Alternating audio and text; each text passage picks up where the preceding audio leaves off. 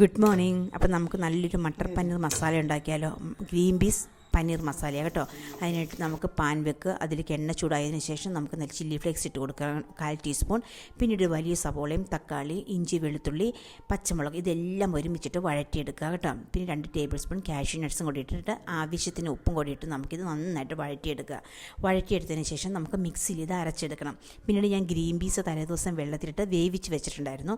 നിങ്ങൾക്ക് അത് ബുദ്ധിമുട്ടാണെങ്കിൽ നിങ്ങൾക്ക് ഫ്രോസൺ ഗ്രീൻ പീസ് കിട്ടും. അത് നമുക്ക് പതുക്കെ പെട്ടെന്ന് നമുക്ക് വെന്ത് കിട്ടുമല്ലോ. തലേദിവസം നമുക്ക് ചെയ്യേണ്ട കാര്യമില്ല.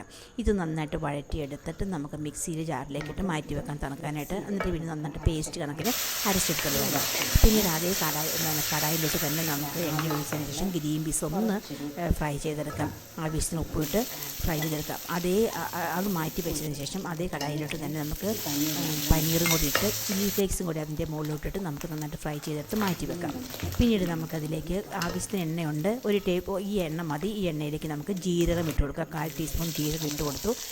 ചെറിയൊരു സവോള ചെറുതായിട്ട് അരിഞ്ഞതും പച്ചമുളകും കൊടുത്ത് വഴറ്റിയതിന് ശേഷം ഇഞ്ചി വെളുത്തുള്ളി പേസ്റ്റും കൂടി ഇട്ട് കൊടുക്കുക. പിന്നീട് നമുക്കതിലേക്ക് മുളക് പൊടി, മല്ലിപ്പൊടി, മഞ്ഞൾപ്പൊടി, ഗരം മസാലപ്പൊടി എല്ലാം ഓരോ ടീസ്പൂൺ വെച്ച് മതി.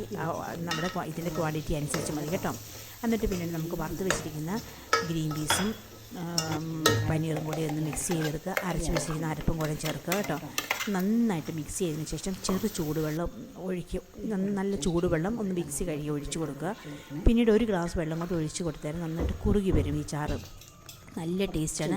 ചപ്പാത്തിയുടെ കൂടെയും അപ്പത്തിൻ്റെ കൂടെയും പെറോട്ടയോടെയും എന്തിൻ്റെ കൂടെയും നല്ലൊരു ടേസ്റ്റാണ്. മല്ലിയിലയും തൂക്കി നമുക്ക് എടുക്കാം കേട്ടോ. അപ്പോൾ ഞങ്ങളുടെ വീഡിയോ കാണുന്നവർ ഞങ്ങളെ സബ്സ്ക്രൈബ് ചെയ്തിട്ടില്ലെങ്കിൽ ഞങ്ങളെ ഇന്ന് സബ്സ്ക്രൈബ് ചെയ്യണം, ലൈക്ക് ചെയ്യണം, ഷെയർ ചെയ്യണം കേട്ടോ.